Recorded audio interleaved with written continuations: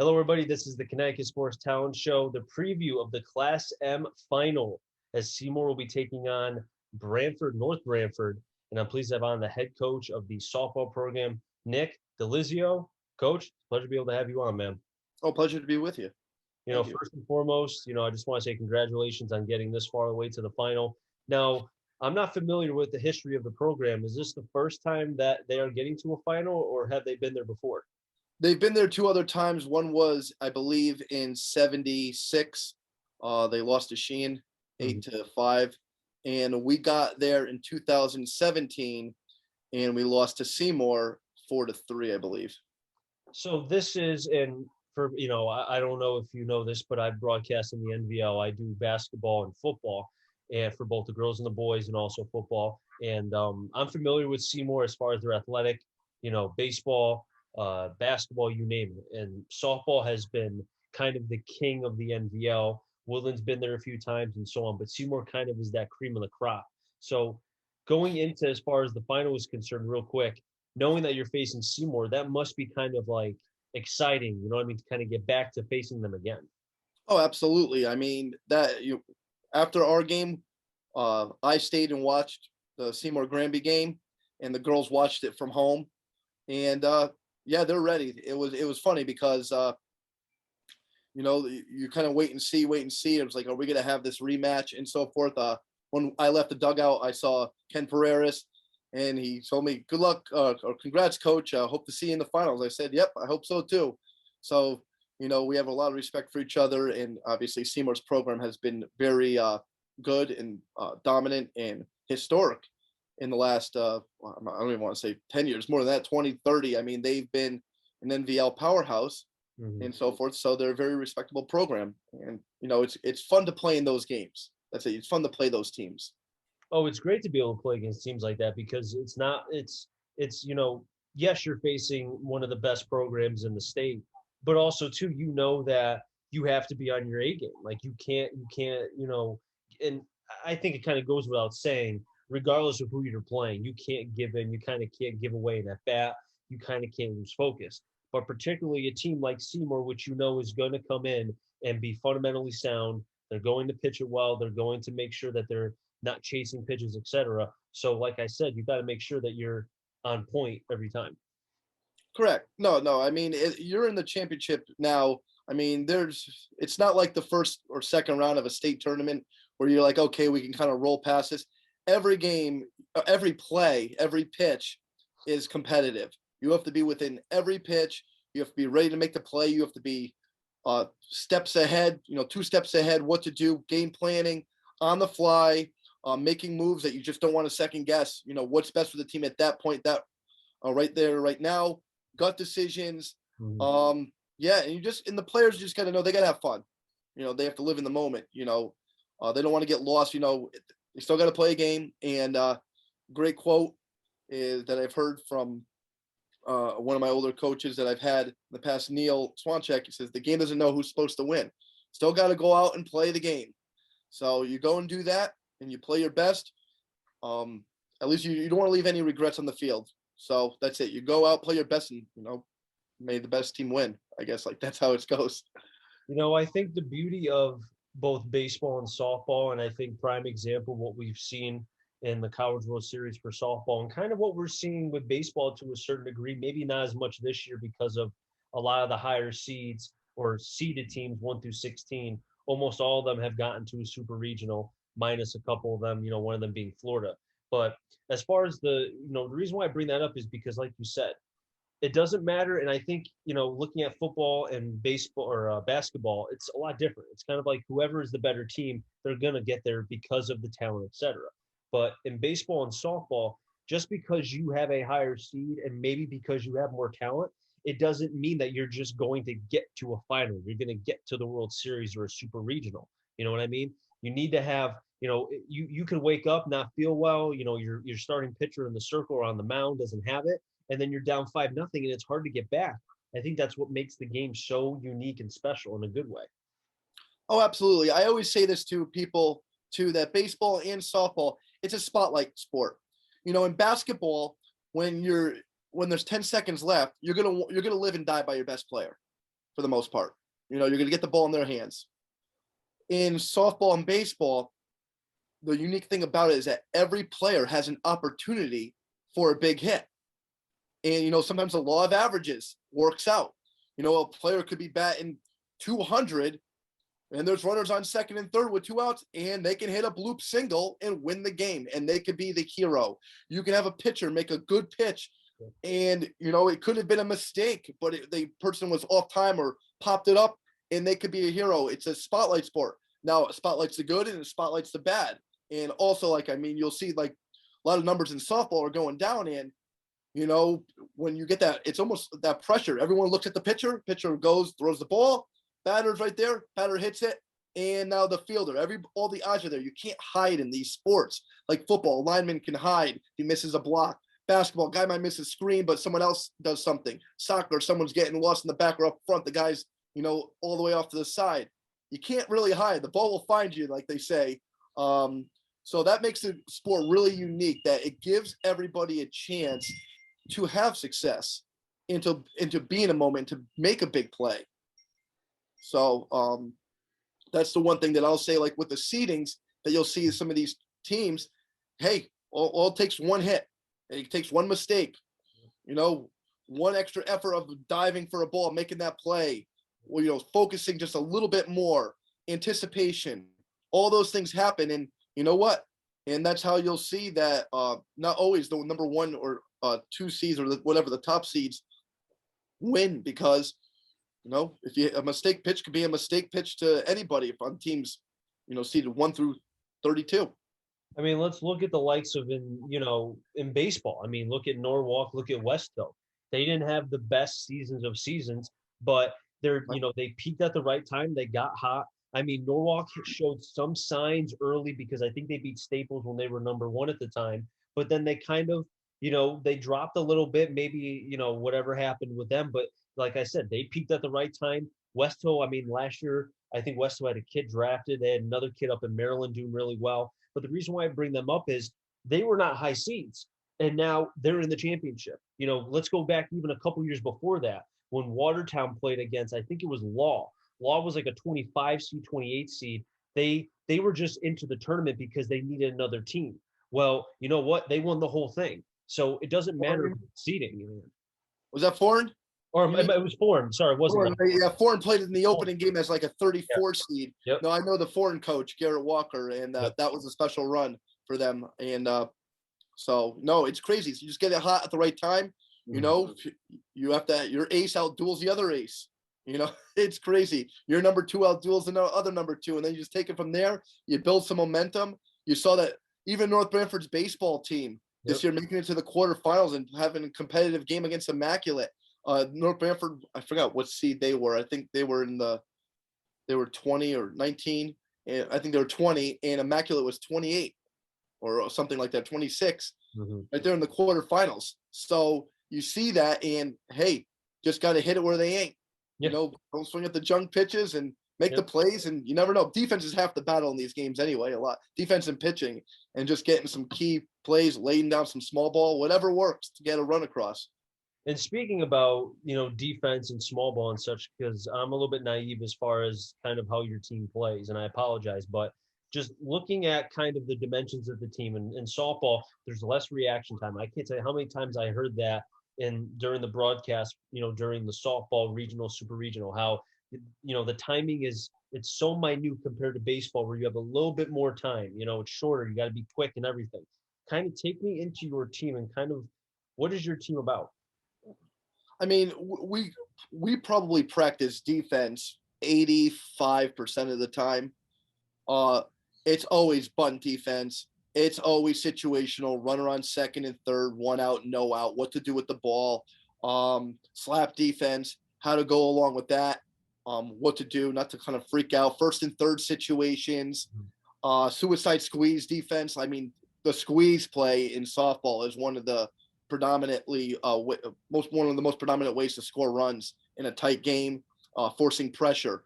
We try to make everything as game-like as possible. Very difficult when you don't have the crowd and the ambience of everything, but to understand that and so forth. And with these reaction times, what I tell my players is you need to know what to do with the ball when you get it and to anticipate it coming to you, directly to your left, to your right. You have to see every angle of how a play can play out. If you're ready for that, and then what to do after you get it. How far away are you from home plate? We go over, you're not going to go pick up the ball, step and throw and fire a bullet 10 feet away. We talk about, hey, you're going to go ahead. You're going to underhand it. If the ball goes to this side, how are you going to go? How are you going to circle around it? What's the communication for it? Pop up to the infield, something screwy, those little soft pop-ups where the pitcher, second baseman, first baseman, shortstop are all coming in.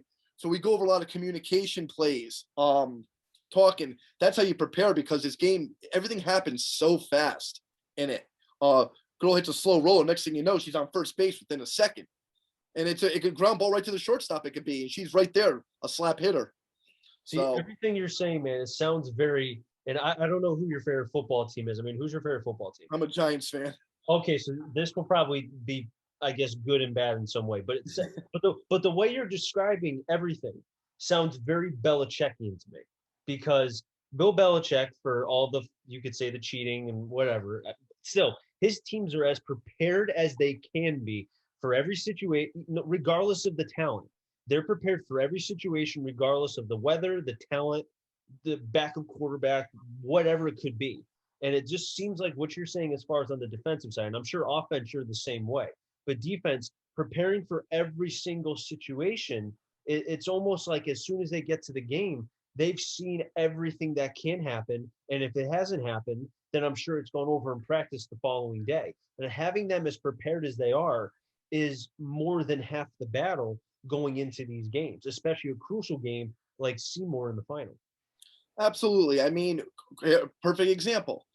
Throughout the season, you're blowing out teams. If you go, teams with lesser talent, I pull my starters really, really early. I pull the seniors really early. I have been all year. And I've been getting, that allows me to obviously get some of the bench players in, but I do some positional changes as well, just in case something crazy happens. Well, during Woodland, my star all-state catcher dislocated her shoulder going back to the bag. So she comes out of the game. Guess what? I move my shortstop to catcher, which I've been doing all season as just coming in. Mm-hmm. My DP, who's also an infielder, I sent her to shortstop. It was nothing new. We played like this. And we went on it for about 6 innings. We played, 5 or 6 innings, mm-hmm. And it was just like we've done this before. So we prepare for all this stuff. That's why I tell the girls, listen, try things out. You try different. We talk like playing your hand right, playing your cards right. Listen, mm-hmm. If it's this, if something were to happen here, this is what we'll do. So it happened. I mean, and it's a big blow to lose our catcher, Hannah Sinersha. She was awesome. She's mm-hmm. batting, I believe, 500 or just underneath it. And so losing her was a blow, but we're ready to make the adjustments needed, and nothing's new. And it's not a new position for any of them. So, why do you think that more coaches, because I know a lot, and some don't do this, and others I have no idea, but why don't other coaches do kind of what you're doing? Whereas if the game is out of hand, knowing that the game is going to be a short game because of the 5-inning rule, et cetera, the mercy, and so on, why don't they pull their starters, not just seniors, but starters in general, to get the bench players, or maybe a freshman who you just kind of want to see, can they handle the spotlight, et cetera, and, switch the, kind of what we see in baseball, having multifaceted players like a DJ LeMahieu playing third, playing first, playing second, Gleyber Torres, short, second base, et cetera. Why don't they do that with, and if the players can do that, but you really don't know unless you put them there and see if they can. I honestly have no clue why they wouldn't do that. That's honestly probably a poor coaching move, because you got to get the girls in. You got to get experience for the girls. I mean, hands down, regardless what the talent is, you obviously have you should have some sort of mental depth chart of where your players kind of stack up against each other. And when the opportunity is right, if we have a 12-run rule in the Shoreline, maybe it is state now, but okay, you go up early. even if you're up by 10, listen, I'll switch out my first baseman. I'll put a different outfielder in. I'll do a swap. There's no need to go and have your starters bat 5 times in 3 innings. It doesn't do anything. And, I guess they want to go and pad stats for all conference. I'm not about that. Okay, your girl goes 5 for 5. But you know what? Why don't you get one of the bench girls in? So, and you could try, hey, maybe you want to try a bunt or put her in a situation to be successful. Maybe they're getting, some of these freshmen are getting their first varsity at bat. They get a hit and they're all pumped up. The team is loving it. They're screaming, it's great. And going back to where I'm using right now with my pitcher, Kylie, that's exactly what I was doing. We were going up late in games. I had Bella Hills. She'll pitch 3 innings. I'm like, you know what? Let me throw Kylie in for 2. What's the worst that can happen? We're up 12 runs. I don't foresee her giving up 12 runs. And if it's getting out of hand, I'll just I'll put it back in. And that's what we did. And all that time getting that exposure, she has been now our ace and our freshman pitcher on the mound throughout the entire, or the majority of the playoffs. Mm-hmm.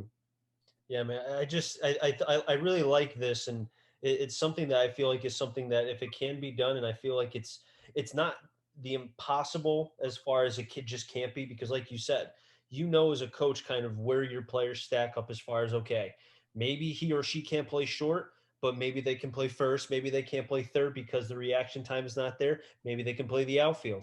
Oh, they have a pretty good arm, let me try them on the mound or in the circle late in a game if we're winning, because there's going to be games where it's either you're getting blown out or it's, or you're blowing out the other team. And it's the best time to kind of see, all right, this is what I have. Let's try it out.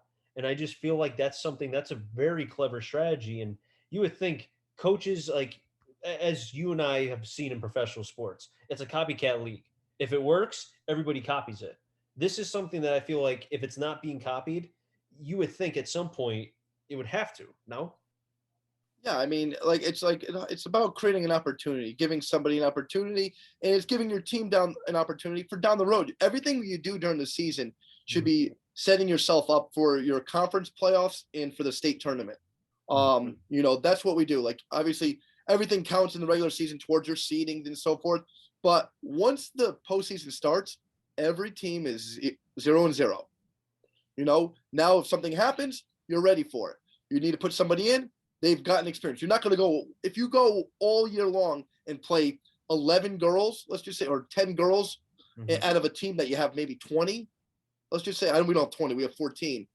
But now all of a sudden you throw someone in there who's got 2 at-bats all year. What's that going to do? Or doesn't get the reps in practice. In practice, I do, throughout the season, everybody gets the equal amount of reps, regardless of skill level for the most part. Unless I need to go over a couple things, but I try to give everybody the same amount of reps just because, they're not going to go and sit off to the side for 10 minutes or whatever. Obviously, we say we focus on the starters, but I do a swap and do what I need to get them ready too. And the JV games that we barely had this year are good experience for them and so forth. But to play in the varsity, in a varsity competition's a different, mental aspect and so forth. Coach, I really do appreciate you coming on, but I'd be remiss if before, I end this, and I really do, like I mentioned, it's great to be able to have you on and to hear about, the North Branford program and just kind of how you go about it. It's great to be able to see that. But like I mentioned, I have to ask you, as far as knowing, you were going up against Woodland. Obviously, you didn't know that what the outcome was going to be and that you'd be facing Seymour. But now knowing that you faced the top, I would say top 3 in the NVL as far as Woodland and what they have. Very talented. I mean, very good game. It was great by, on both sides. And then now facing Seymour, kind of what's going in your mind? If we play like we've been playing and we are who we are, we will be putting ourselves in a position to be successful. That's it. I told the girls today, just be yourselves, be normal, be normal. Don't do anything extraordinary. Just continue being yourselves and be the best version of yourselves out there. That's plain and simple. That's all I got. Play for each other. Play for the seniors. Seniors play for the underclassmen. Play for the freshmen. And play for the little girl inside that you've been growing up in, that's loving the game. That's all it is. It's the love of the game. Play for the love of each other. And that's all. Just leave no regrets on the field. And I'll be proud of them either way. This has been the most fun season I've ever coached in my life. It's unbelievable. It's been an awesome ride, and I'm so proud of them. And I'm just happy that we get a chance to compete for something special. Coach, you should write that down and sell that because you can make a lot of money off that. Oh man, I think I probably stole it from Tim Corbin of University of Florida, their softball guy. I listened to a lot of him too through the years, and it was probably him or not. Tim Corbin is Vanity. Vanderbilt I'll just coach. I'm wait. thinking Tim Walton of Florida, but that's it. Hey, it's okay. I got law and foreign mixed up, and I'm sure people are going to be That's all right. It's good. like, "Oh, it was foreign. It wasn't law. Get it right." Yeah, You know. But coach, I wish you nothing but the best luck. No, you play tomorrow, correct? At 7 p.m. yeah. 7 p.m. DeLuca Field in Stratford. Awesome. I won't be able to make it, but hey, best of luck to to you and the rest of the team, and congratulations on not just getting this far because I feel like everyone can say that, but to go to this point with what you dealt with as far as with COVID yourself. I think you said what you guys were shut down for 10 days, right? Yeah, we were shut down for 2 weeks, and then we had to play 10 games in 10 days. Yes. So going through that and then having to deal with an injury late against a very good Woodland team, coach, you guys were as prepared as you could be, and now the reward is you're facing Seymour. I think it's going to be a great game. Best of luck. Thank you very much. Appreciate it. That'll wrap things up here in the Connecticut Sports Talent Show. So until next time, stay safe. MERCT stands for Connecticut Talent. I'm Marjorie. Find them all. Enjoy the rest of your day, everybody, and be well.